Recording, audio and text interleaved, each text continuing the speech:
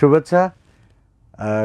খুব কঠিন একটা পরিস্থিতির মধ্যে আমরা যে সড়কে প্রতিনিয়ত আমাদের দুর্ঘটনা ঘটছে এবং অহরহ যত্রতত্র এই সড়কে প্রাণহানির ফলে এক ধরনের আতঙ্ক বিরাজ করছে সবখানে। আমি আমার আজকের এই আলোচনায় আপনাদেরকে বলেছি যে পারিবারিক শিক্ষা না থাকায় সড়কে এই দুর্ঘটনা বাড়ছে। ব্যাপারটা যদি মানে খারাপ শোনা যাচ্ছে, তারপরও আমি বলছি যে আসলেও পারিবারিক শিক্ষা না থাকার কারণেই বেপরোয়া চলাচলের ফলে সড়কে এই মহামারী দুর্ঘটনাটা আকার ধারণ করেছে, যার ফলে পুরো প্রভাবটা কিন্তু আমাদের রাষ্ট্রের উপরে পড়ছে, আমাদের অর্থনীতির উপরে পড়ছে। এমনকি মানুষের মধ্যে যে সড়ক যেটা আমাদের জীবিকার একটা মাধ্যম, আমরা সবসময় জানি যে বিপুল সংখ্যক মানুষের সবচেয়ে গুরুত্বপূর্ণ জীবিকার মাধ্যমটা হচ্ছে যাতায়াত ব্যবস্থা। এই যাতায়াত ব্যবস্থা যদি নিশ্চিত না করা যায়, সরবরাহ যদি ঠিক না থাকে, তাহলে তার প্রভাব রাষ্ট্রের উপরে পড়বেই। মানে রাষ্ট্র এক ধরনের স্থবির হয়ে যাবে যদি তার যোগাযোগ ব্যবস্থা বা যাতায়াত ব্যবস্থা নির্বিঘ্ন না হয়। যখন যেখানে সড়ক দুর্ঘটনা ঘটুক সেখানে আমরা বাধাগ্রস্ত হই এবং প্রাণহানি বা ধ্বংস সেটা তো হলোই, পাশাপাশি যেটা হয় যে বিপুল সংখ্যক মানুষের যাতায়াত থমকে যায় সড়ক দুর্ঘটনা ঘটার ফলে। যার ফলে এই যে সড়ক দুর্ঘটনার প্রকৃত কারণ, এটা নিয়ে আমরা যখন বিভিন্ন সময় আলোচনা করছি, এর প্রধান কারণ যে আমরা বলে থাকি যে গাড়ির গুণগত মান, অথবা যেটা হচ্ছে যে গাড়ির হয়তো যান্ত্রিক সমস্যা, এর পাশাপাশি মানে যে বিষয়গুলো থাকে যে অদক্ষ চালক অথবা রাস্তার ত্রুটির বিষয়গুলো আসে। কিন্তু সব থেকে বড় কথা হচ্ছে যে বেপরোয়া যে গতি এবং রাস্তায় মানুষের নিয়ম না মানার যে প্রবণতা, এই কারণে কিন্তু সড়ক দুর্ঘটনা সব থেকে বেশি হয়। মানে নিয়ম না মানার প্রবণতাটা আসছে যে আমরা সবাই স্বাধীন, যা খুশি তাই করতে পারি।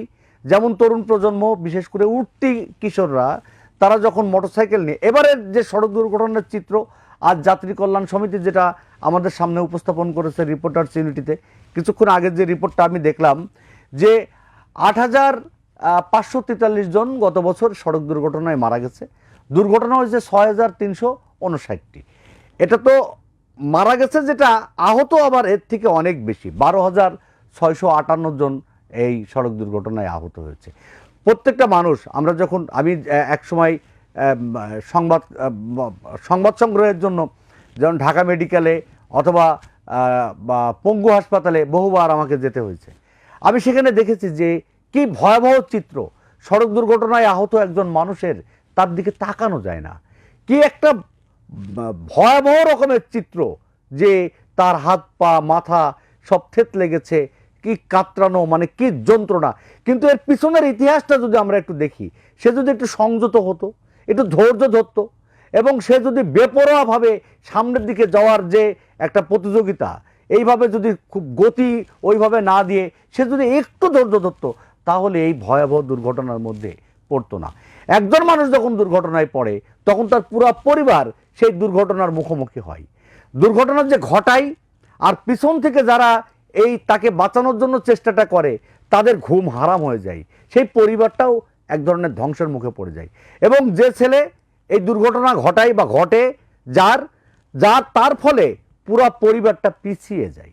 এটা বলার অপেক্ষা রাখে না যে একটা দুর্ঘটনা একটা পরিবারের জন্য একটা দীর্ঘস্থায়ী ক্ষতির কারণ, এবং তাদের সারা বছর বা সারা জীবন এই দুর্ঘটনার ভোগান্তিটা তাদেরকে বয়ে চলতে হয়। আমি যেটা বলছিলাম যে তরুণ প্রজন্মকে নিয়ে আমরা স্বপ্ন দেখি, আমাদের আদরের সন্তান, এই যে স্কুল কলেজগামী যে সন্তানদের হাতে এখন বা তুলে দিচ্ছি আমরা দামি মোটরসাইকেল, এবং তারা বেপরোয়া গতিতে এই রাস্তায় চলাফেরা করে, সেই মোটরসাইকেলের প্রাণ হারিয়েছে ২,৫৭০ জন এবং মারাত্মকভাবে তারা আহত হয়েছে ৩,১৫১ জন।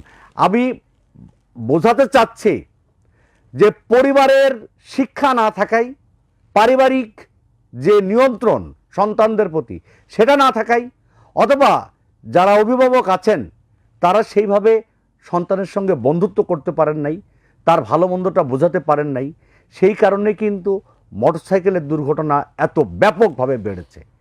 অতএব এই সমস্যাটা নিজের মনে করুন, বা আমার আত্মীয় স্বজন বা যারা আমার স্বজন আছেন তাদেরকে সেইভাবে বুঝিয়ে বলেন, তারা যেন সড়কে অবশ্যই একটু ধৈর্য ধরে, তারা যেন সংযত হয়, তারা যেন বেপরোয়াভাবে নিজের জীবনকে বিপন্ন না করে, পরিবারকে হুমকির মুখে না ফেলে। সবাই ভালো থাকবেন, সচেতন থাকবেন। ধন্যবাদ।